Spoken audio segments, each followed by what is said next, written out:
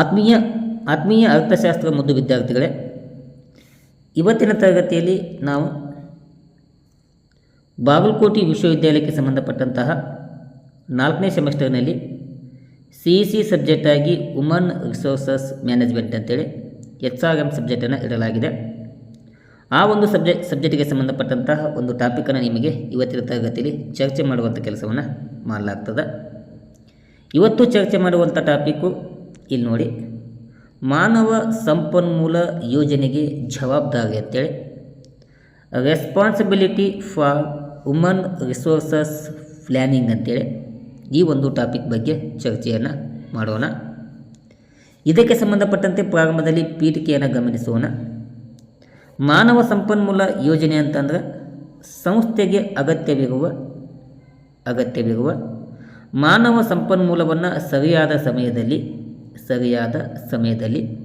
ಮತ್ತು ಸರಿಯಾದ ಸಂಖ್ಯೆಯಲ್ಲಿ ಮತ್ತು ಸರಿಯಾದ ಕೌಶಲ್ಯಗಳೊಂದಿಗೆ ಒದಗಿಸುವ ಯೋಜನೆಯಾಗಿದ್ದು, ಈ ಒಂದು ಯೋಜನೆಯಲ್ಲಿ ಈ HRP ಏನಿದೆಯಲ್ಲ, ವುಮನ್ ರಿಸೋರ್ಸಸ್ ಪ್ಲ್ಯಾನಿಂಗ್ ಏನಿದೆಯಲ್ಲ, ಯಶಸ್ವಿಯಾಗಿ ಅನುಷ್ಠಾನಕ್ಕೆ ಬರಬೇಕಂತಂದ್ರೆ ಸಂಸ್ಥೆಯಲ್ಲಿ ವಿವಿಧ ಮಟ್ಟದ ಅಧಿಕಾರಿಗಳು ಮತ್ತು ಕೆಲವೊಂದು ವಿಭಾಗದ ಜವಾಬ್ದಾರಿ ಆಗಿರುತ್ತವೆ. ಈಗ ನಾವೇನು ಮಾಡೋಣ, ಆ ವಿಭಾಗಗಳು ಯಾವುವು ಮತ್ತು ಅದರ ಜವಾಬ್ದಾರಿ ಬಗ್ಗೆ ಇವತ್ತಿನ ತರಗತಿಯಲ್ಲಿ ನಿಮಗೆ ತಿಳಿಸಿಕೊಡುವಂಥ ಕೆಲಸವನ್ನು ಮಾಡ್ತೇನೆ. ಮೊದಲನೇ ಜವಾಬ್ದಾರಿ ಇಲ್ಲಿ ನೋಡಿ ವಿದ್ಯಾರ್ಥಿಗಳೇ, ಮೊದಲನೆಯ ಜವಾಬ್ದಾರಿ ಉನ್ನತ ಮಟ್ಟದ ನಿರ್ವಹಣೆಯನ್ನು ಮಾಡುವುದು. ಇದು ಮೊದಲನೆಯ ಜವಾಬ್ದಾರಿ ಆಗಿರ್ತದೆ. ಯಾಕೆ ನಾವು ಉನ್ನತ ಮಟ್ಟದ ನಿರ್ವಹಣೆ ಮಾಡ್ಬೇಕಂತಂದ್ರೆ ಸಂಸ್ಥೆಯ ದೀರ್ಘಕಾಲದ ಗುರಿಗಳನ್ನು ನಿರ್ಧರಿಸುವಂಥ ಕೆಲಸ ಮಾಡಬೇಕಂತಂದ್ರೆ ನಾವು ಉನ್ನತ ಮಟ್ಟದ ನಿರ್ವಹಣೆಯನ್ನು ಮಾಡಲೇಬೇಕು.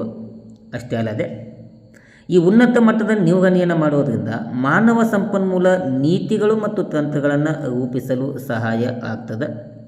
ಅಷ್ಟೇ ಅಲ್ಲದೆ ಈ ಮಾನವ ಸಂಪನ್ಮೂಲ ಯೋಜನೆಗಳಿಗೆ, ಅದರ ಕಾರ್ಯಗಳಿಗೆ ಅಗತ್ಯವಾದ ಸಂಪನ್ಮೂಲ ಮತ್ತು ಬೆಂಬಲವನ್ನು ಒದಗಿಸುವಂಥ ಕೆಲಸ ಕೂಡ ಮಾಡ್ತದೆ.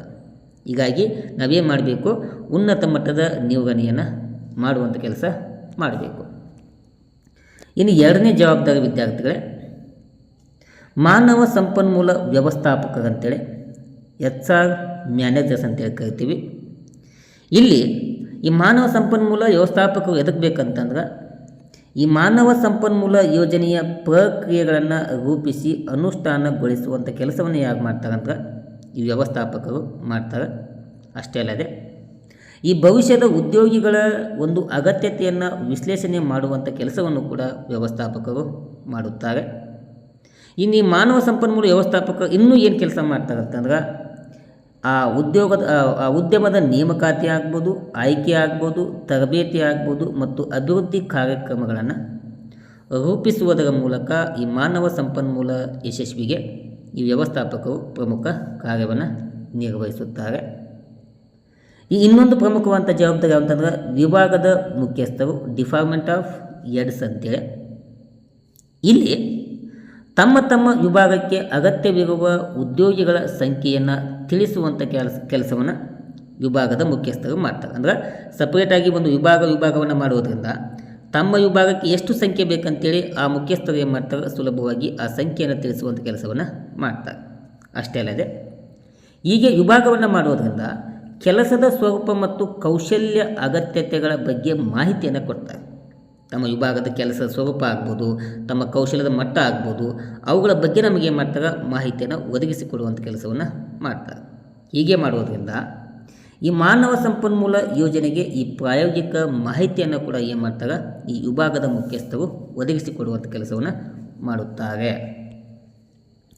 ಇನ್ನು ನಾಲ್ಕನೇದು ಪ್ರಮುಖವಾದ ಜವಾಬ್ದಾರಿ ಮೇಲ್ವಿಚಾರಕರು ಅಂತೇಳಿ, ನಾವು ಸೂಪರ್ವೈಸರ್ ಅಂತ ಏನು ಕರಿತೀವಲ್ಲ, ಮೇಲ್ವಿಚಾರಕರು. ಇವರು ಮೇಲ್ವಿಚಾರಕರು ಏನು ಮಾಡ್ತಾರೆ ಅಂತಂದ್ರೆ ಉದ್ಯೋಗಿಗಳ ಕಾರ್ಯಕ್ಷಮತೆಯನ್ನು ಗಮನಿಸುವಂಥ ಕೆಲಸವನ್ನು ಮಾಡ್ತಾರೆ. ಅಷ್ಟೇ ಅಲ್ಲದೆ ತರಬೇತಿ ಅಗತ್ಯತೆಗಳಿತ್ತಂದ್ರೆ ಆ ತರಬೇತಿಯ ಅಗತ್ಯತೆಗಳನ್ನು ಗುರುತಿಸುವಂಥ ಕೆಲಸವನ್ನು ಮೇಲ್ವಿಚಾರಕರು ಮಾಡುತ್ತಾರೆ. ಇನ್ನೂ ಏನು ಕೆಲಸ ಮಾಡ್ತಾರೆ ಅಂದ್ರೆ ಕೆಲಸದ ಸ್ಥಳದಲ್ಲಿ ಏನಾದರೂ ಉಂಟಾಗುವಂಥ ಸಮಸ್ಯೆಗಳನ್ನು ಈ ಮಾನವ ಸಂಪನ್ಮೂಲ ವಿಭಾಗಕ್ಕೆ ತಿಳಿಸುವಂಥ ಕೆಲಸವನ್ನು ಮೇಲ್ವಿಚಾರಕರು ಮಾಡ್ತಾರೆ. ಇನ್ನು ಐದನೇ ಪ್ರಮುಖವಾದ ವಿಭಾಗ ಅದು ಯೋಜನಾ ವಿಭಾಗ ಅಂತೇಳಿ. ಪ್ಲ್ಯಾನಿಂಗ್ ಡಿಪಾರ್ಟ್ಮೆಂಟ್ ಅಂತ ಕರಿತೀವಿ. ಈ ಯೋಜನಾ ವಿಭಾಗ ಏನು ಮಾಡ್ತದೆ, ಆ ಒಂದು ಸಂಸ್ಥೆಯ ಭವಿಷ್ಯದ ವಿಸ್ತರಣೆ ಮತ್ತು ಅಭಿವೃದ್ಧಿಯ ಕುರಿತು ಯೋಜನೆಯನ್ನು ರೂಪಿಸುವಂಥ ಕೆಲಸವನ್ನು ಈ ಯೋಜನಾ ವಿಭಾಗ ಮಾಡ್ತದೆ. ಆ ಭವಿಷ್ಯದ ವಿಸ್ತರಣೆ ಮತ್ತು ಅಭಿವೃದ್ಧಿಯ ಕುರಿತು ಯೋಜನೆಯನ್ನು ರೂಪಿಸುವ ಜೊತೆಗೆ ಅದರ ಒಂದು ಆಧಾರದ ಮೇಲೆ ಮಾನವ ಸಂಪನ್ಮೂಲ ಅಗತ್ಯವನ್ನು ಅಂದಾಜು ಮಾಡುವಂಥ ಕೆಲಸವನ್ನು ಈ ಯೋಜನಾ ವಿಭಾಗವು ಮಾಡುತ್ತದೆ. ಇನ್ನು 6ನೆಯ ಪ್ರಮುಖವಾದಂಥ ವಿಭಾಗ ಹಣಕಾಸು ವಿಭಾಗ ಕಾರ್ಯವನ್ನು ನಿರ್ವಹಿಸಬೇಕು.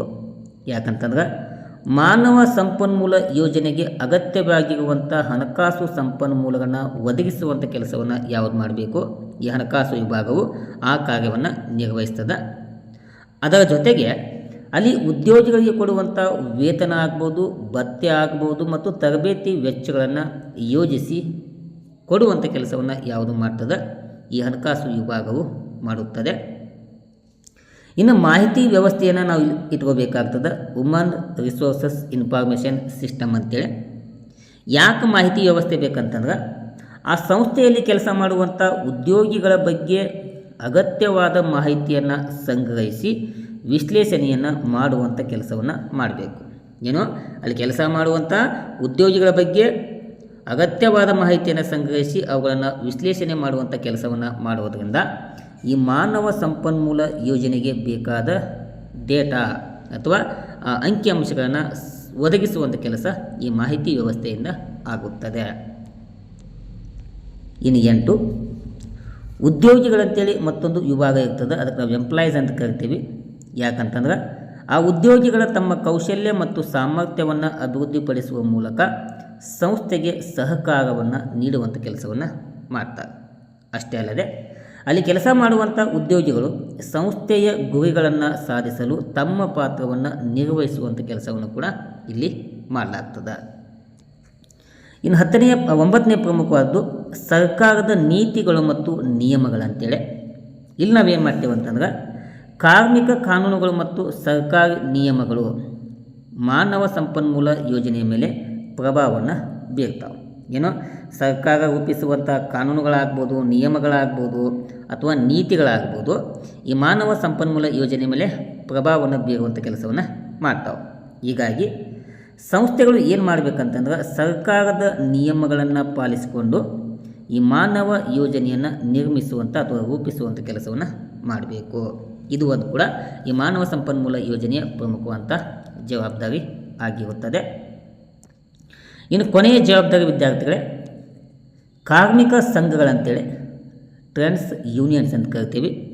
ಈ ಕಾರ್ಮಿಕ ಸಂಘಗಳು ಎದಕ್ಕೆ ಬೇಕಂತಂದ್ರೆ ಈ ಮಾನವ ಸಂಪನ್ಮೂಲ ಏನಿದೆಯಲ್ಲ ಅಲ್ಲಿ ಕೆಲಸ ಮಾಡುವಂಥ ಉದ್ಯೋಗಿಗಳು ಏನಿರ್ತಾರಲ್ಲ ಅಲ್ಲಿ ಕೆಲಸ ಮಾಡುವಂಥ ಉದ್ಯೋಗಿಗಳ ಹಿತಾಸಕ್ತಿಗಳನ್ನು ನಾವು ಕಾಪಾಡಬೇಕಂತಂದ್ರೆ ಅಥವಾ ಆ ಹಿತಾಸಕ್ತಿಗಳನ್ನ ಪ್ರತಿನಿಧಿಸಬೇಕಂತಂದ್ರೆ ನಾವು ಆ ಕಾರ್ಮಿಕ ಸಂಘಗಳನ್ನು ಸ್ಥಾಪನೆಯನ್ನು ಮಾಡಬೇಕಾಗ್ತದೆ. ಹೀಗೆ ಆ ಉದ್ಯೋಗಿಗಳ ಹಿತಾಸಕ್ತಿಯನ್ನು ಕಾಪಾಡುವುದರ ಮೂಲಕ ಈ ಕಾರ್ಮಿಕ ಸಂಘಗಳು ಏನು ಮಾಡ್ತಾವಂತಂದ್ರೆ ನೇಮಕಾತಿಗೆ ಸಂಬಂಧಪಟ್ಟಂಥ ಮಾಹಿತಿ ಇರ್ಬೋದು, ವೇತನಕ್ಕೆ ಸಂಬಂಧಪಟ್ಟಂತಹ ಮತ್ತು ಕೆಲಸದ ಸ್ಥಿತಿಗತಿಗಳಿಗೆ ಸಂಬಂಧಪಟ್ಟಂತಹ ಮಾನವ ಸಂಪನ್ಮೂಲ ಯೋಜನೆಗೆ ಈ ಕಾರ್ಮಿಕ ಸಂಘಗಳು ಏನು ಮಾಡ್ತಾವೆ, ಪ್ರಭಾವವನ್ನು ಬೀರುವಂಥ ಕೆಲಸವನ್ನು ಮಾಡ್ತಾವೆ. ಓಕೆನಾ? ಇಷ್ಟು ವಿದ್ಯಾರ್ಥಿಗಳೇ, ಮಾನವ ಸಂಪನ್ಮೂಲ ಯೋಜನೆಯನ್ನು ಹಮ್ಮಿಕೊಳ್ಳುವಾಗ ಕೆಲವೊಂದು ಜವಾಬ್ದಾರಿಗಳಿರ್ತವೆ. ಆ ಜವಾಬ್ದಾರಿಗಳ ಬಗ್ಗೆ ಇವತ್ತಿನ ತರಗತಿಯಲ್ಲಿ ನಿಮಗೆ ತಿಳಿಸಿಕೊಡುವಂಥ ಕೆಲಸವನ್ನು ಮಾಡಿದ್ದೇನೆ. ಕೊನೆಗೆ ಉಪಸಂಹಾರ: ಮಾನವ ಸಂಪನ್ಮೂಲ ಯೋಜನೆ ಒಂದು ಸಮೂಹ ಜವಾಬ್ದಾರಿಯಾಗಿದ್ದು ಉನ್ನತ ನಿರ್ವಹಣೆ, HR ವ್ಯವಸ್ಥಾಪಕರು, ವಿಭಾಗ ಮುಖ್ಯಸ್ಥರು, ಹಣಕಾಸು ವಿಭಾಗ ಮತ್ತು ಉದ್ಯೋಗಿಗಳ ಸಹಕಾರದಿಂದ ಪರಿಣಾಮಕಾರಿಯಾಗಿ ಅನುಷ್ಠಾನಕ್ಕೆ ಬರುತ್ತದೆ ಎಂಬುದನ್ನು ಉಪಸಂವಾದದಲ್ಲಿ ವಿದ್ಯಾರ್ಥಿಗಳು ಬರಬೇಕು. ಓಕೆನಾ? ಇಲ್ಲಿಯ ತನಕ ತರಗತಿ ವೀಕ್ಷಣೆ ಮಾಡಿದ ಎಲ್ಲ ವಿದ್ಯಾರ್ಥಿಗಳಿಗೆ ಧನ್ಯವಾದಗಳನ್ನು ತಿಳಿಸ್ತಾ ಈ ತರಗತಿಯನ್ನು ಇಲ್ಲಿಗೆ ಮುಗಿಸ್ತೇನೆ. Thank you. ನಮಸ್ಕಾರ.